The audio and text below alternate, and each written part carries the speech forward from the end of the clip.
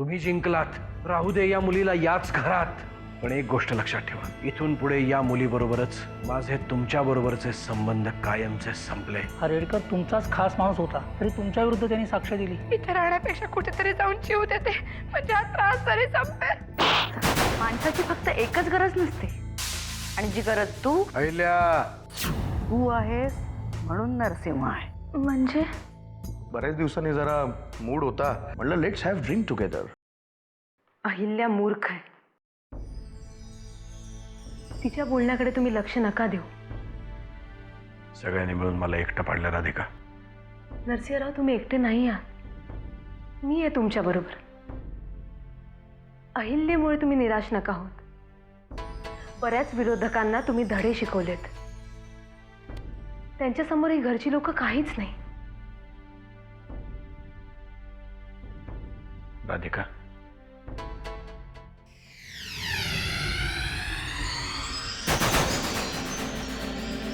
जसं तू माझ्याशी बोलतेस, माझ्या मनावरचा ताण हलका करतेस, त्याच्या बरोबर विरुद्ध माझ्या घरातली माणसं वागतात. मला तर वीट आला या सगळ्यांचा.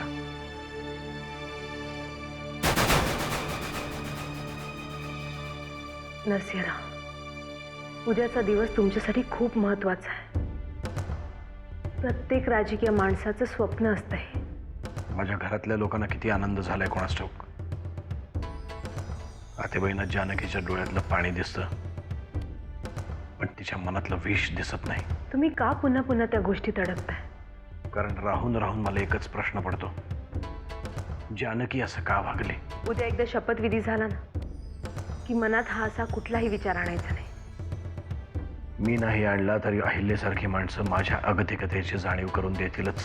मुळात अहिल्या हा तुमच्यासारख्या माणसाच्या अस्वस्थतेचं कारण असूच शकत नाही. हा जानकीचं मला कळू शकतं, कारण ती तुमची बायको आहे. त्याची शिक्षा तिला मिळणारच. उद्या शपथविधीसाठी माझ्या बरोबर तू यायचंयस राधिका. अहो पण राधिका, माझा निर्णय पक्का आहे, त्यामुळे तू नाही म्हणण्याचा प्रश्नच येत नाही. तुला उद्या यावंच लागेल, कळलं?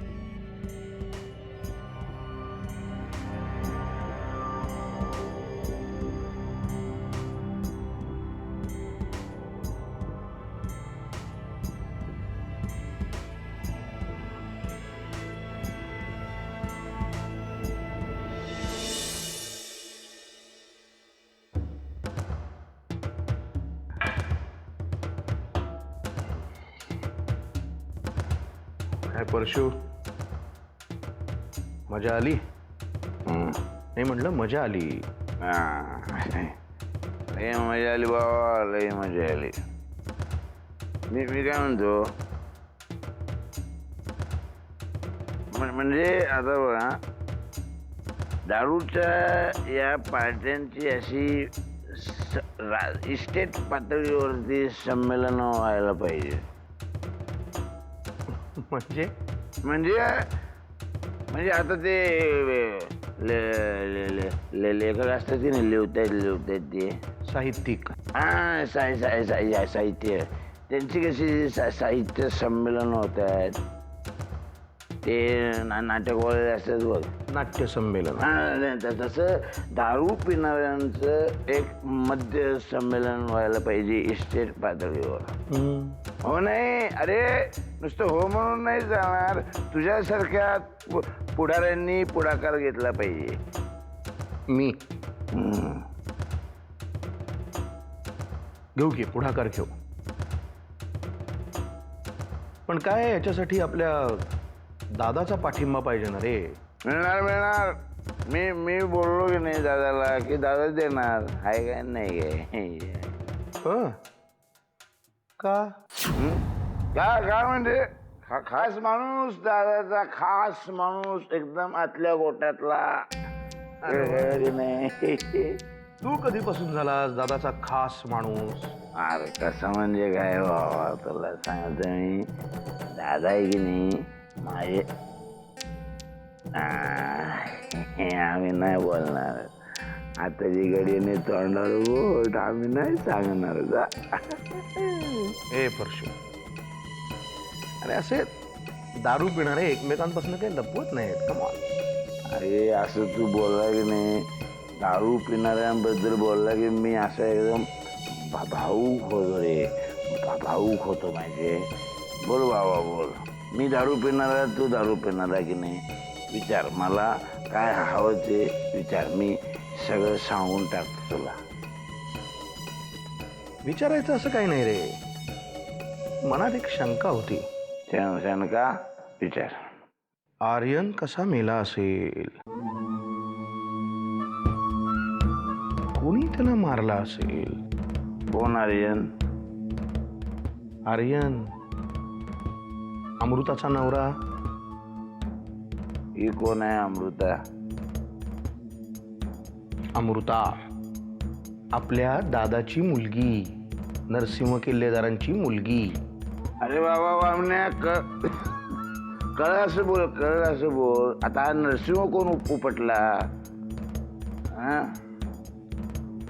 नरसिंह किल्लेदार म्हणजे परशुराम किल्लेदार, आपले मोठे बंधू. अरे नरसाळ्या, आता हा आणि परशुराम कोण? परशुराम म्हणजे तू. मी कोण? तू कोण? आपल्या दादाचा शूर शिपाई ना तू. मला आता सांग, हे परशु,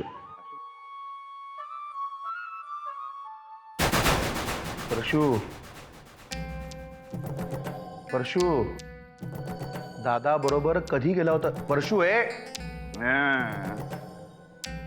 दादा बरोबर दिल्लीला कधी गेला होतास का नव्हतास? परशु, हे परशु दादा बरोबर कधी आत्ता झोपलायस तू? लक्षात ठेव, मी तुझ्याच तोंडून वदवून घेईन. तू दादा बरोबर दिल्लीला गेला होतास का नव्हतास ते.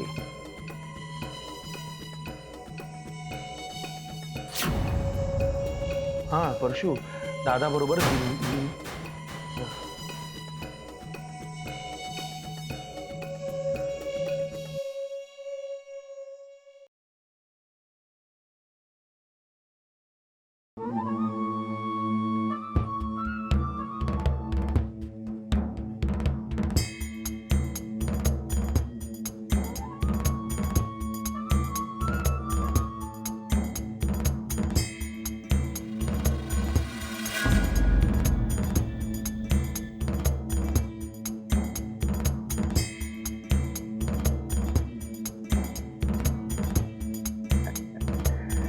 अरे वामण्या, परशुकडनं वधवून घ्यायला 10 जन्म घ्यावे लागतील तुला. मी दिल्लीला कधी गेलो आणि कसा गेलो हे फक्त मलाच माहिती आहे.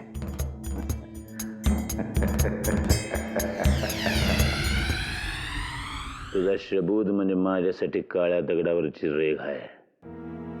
तू म्हणशील तर समोर कोणी काही ना, एका क्षणात संपून टाकेन मी. फक्त बोलतो. मग मी सांगतोय, संपवून टाक त्याला. टाकलं, संपून टाकलं. पण एक शंका आहे माझ्या मनात. या सगळ्या शंका माहिती आहेत मला.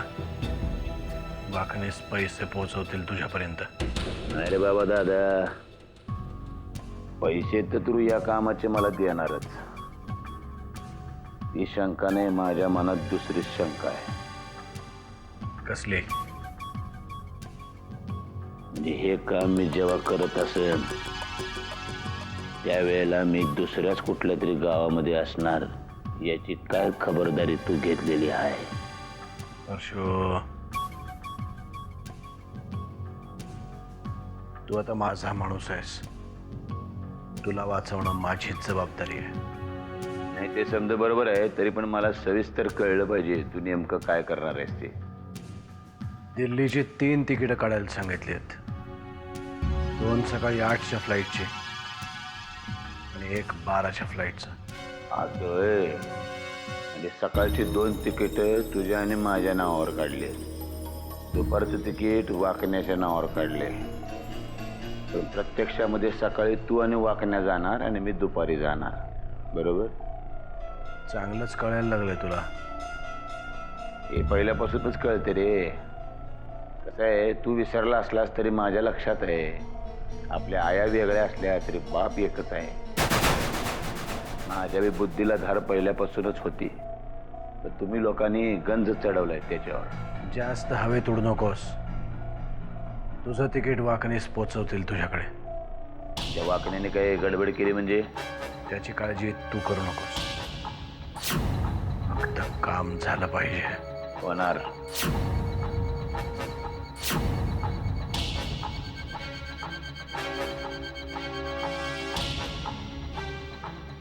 होणार रे दादा,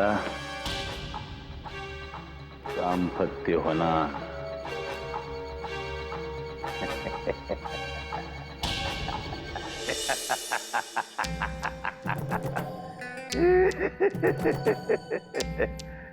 बामण्या, मला काय दूध खोळा समजला का काय रे तू? अरे लेक्या, तुझे जेव्हा दुधाचे दात पडत होते ना तेव्हाच मला अक्कल दाडा आल्या होत्या. तू जर स्वतःला डिटेक्टिव्ह काल्या पाडची 7वी पिढी समजत असशील तर मी त्या डिटेक्टिव्हचा बाप आहे, बाप. उघडा पडलास रे बामण्या, उघडा पडलास तू. आता हे समजा दादाला सांगून नाही तुझी पुंगी वाजवली तर नावाचा परशुराम किल्लेदार नाही.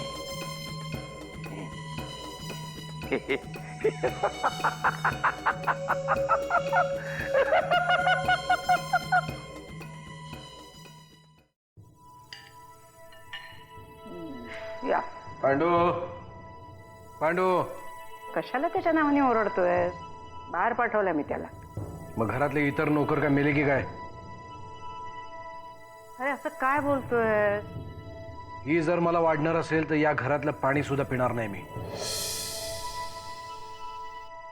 अरे बाबा, आता किती दिवस चालणार आहे तुझं हे? लहान मुलं सुद्धा भांडणं विसरून जातात. पण मी लहान नाहीये ना, मला अक्कल आहे. हिला घरात ठेवण्याची जबरदस्ती तुम्ही करू शकता, पण हिच्याशी मी कसं वागावं याची जबरदस्ती नाही करू शकत. मग आम्ही कसं वागायचं ते तरी सांग. तुम्ही आता काहीही करू नका. मला जे करायचं होतं ते तुम्ही केलंय. आता मला काय करायचंय ते मी करेन.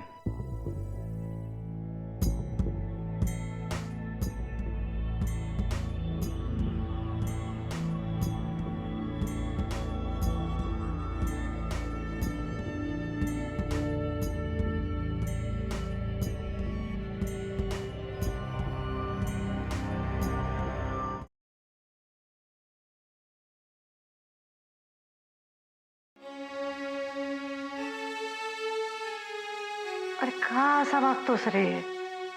किती झालं तरी घरची लक्ष्मी आहे ती. नको असा वागूस रे. अरे बाई, घरची लक्ष्मी तिला म्हणतात जी घराचा मान मरातब राखून असते. तिला नाही जी घराची अब्रू पार गोव्यापर्यंत फरफटत नेते. जे काही झालंय त्याचा सगळा खुलासा माझ्या समोर झालेला आहे. पुन्हा पुन्हा काय तेच तेच? कशाचाही खुलासा झालेला नाहीये. खुलासा देण्याआधीच तो हरामखोर. पुरे पुरे गेलेल्या माणसाबद्दल वाईट नाही बोललो.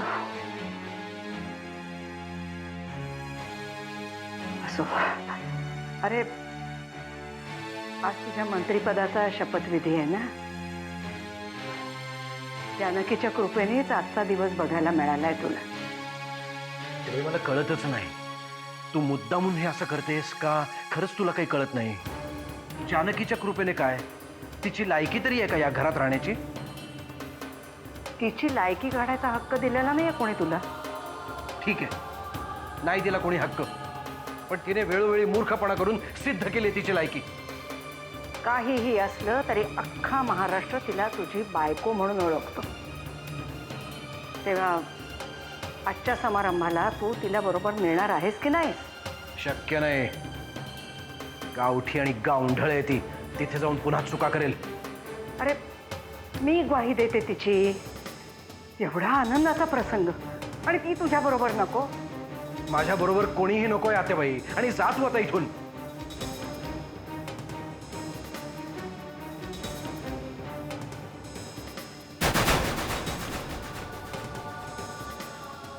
वा नरसिंह वा,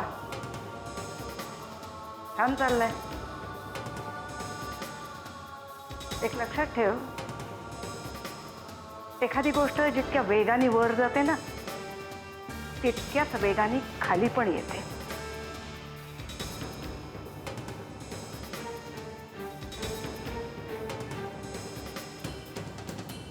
काय झालं? काही प्रॉब्लेम झालाय का? काय नाही. तू नको लक्ष देऊस. उशीर झालाय, आपल्याला निघायचंय.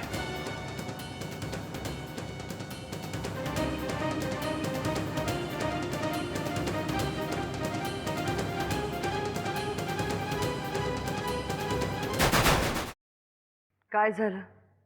काही कळलं? नाही मॅडम, म्हणजे मिस्टर आर्यन सरतापेचा खून झाला ही गोष्ट खरी, पण ज्याने हा खून केला त्याच्याबद्दल काहीच माहिती मिळाली नाही. म्हणजे प्रत्यक्ष पाहणारा कोणी माणूसच नाही. म्हणजे प्रत्येक गुन्हेगार हा मागे साक्षीदार ठेवूनच गुन्हा करतो असं म्हणायचंय तुम्हाला? गुन्हेगाराला शोधून काढणं तुमचं काम आहे. सर्व प्रयत्न चालू आहेत मॅडम, पण गुन्हेगार कोणी अत्यंत हुशार माणूस आहे. मग पोलिसांमध्ये पण हुशार माणसांची भरती करा. तुम्हाला जर का जमत नसेल ना तर चार्ज सोडा. माझ्यासारख्या प्रतिष्ठित राजकीय व्यक्तीच्या मुलाचा खून झालाय आणि गुन्हेगाराला शोधायला एवढा विलंब, तर सर्वसामान्य माणसाचं काय होत असेल? तुम्ही चिंता करू नका मॅडम, गुन्हेगाराचा सुगावा लवकरच लागेल. येऊ मी? निघा.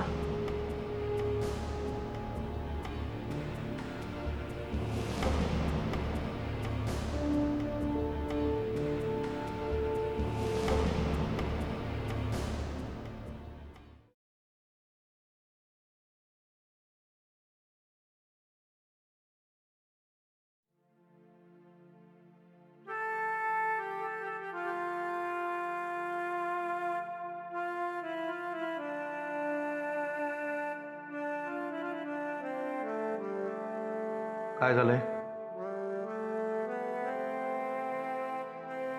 काही नाही. वामन दादा, मी जाते माझी रमावतीला निघून. जानकी, ह्या विषयावर जे काही बोलायचंय ते आत्याचं तुझ्याशी बोलून झालंय. आता आपण दोघांनी त्यावर बोलून आपल्या दोघांचाही वेळ वाया घालवायला नको. खरं तर मला तुझ्याशी एका वेगळ्याच विषयावरती महत्त्वाचं बोलायचं होतं. काल रात्री परशूला भेटलो मी. त्याच्याकडून बरंच काही वधवून घ्यायचा प्रयत्न करत होतो. अट्टल गुन्हेगारासारखा वागत होता. एवढा दारूच्या नशेत होता तर तोंडातनं एक चकार शब्द काढला नाही त्याने. असं त्यांच्याकडून आपण काहीच वधवून घेऊ शकत नाही. असं म्हणजे मला तर अजून काय करायचं? मारामारी, धाक दाखवायचा, अशानं काहीच होणार नाही. ज्याने की ह्या प्रकरणात आपण जेवढी घाई करू ना तेवढे जास्त आपणच फसू. जे काही करायचं ते खूप विचार करून करायला हवं. मी नाही कोणापाशी काही बोलणार. आणि हे काय? आज दादाचा शपथविधी आहे. त्याची जायची वेळ झाली, तो अजून तयारही नाहीयेस. नाही, मी नाही जाते त्यांच्या बरोबर.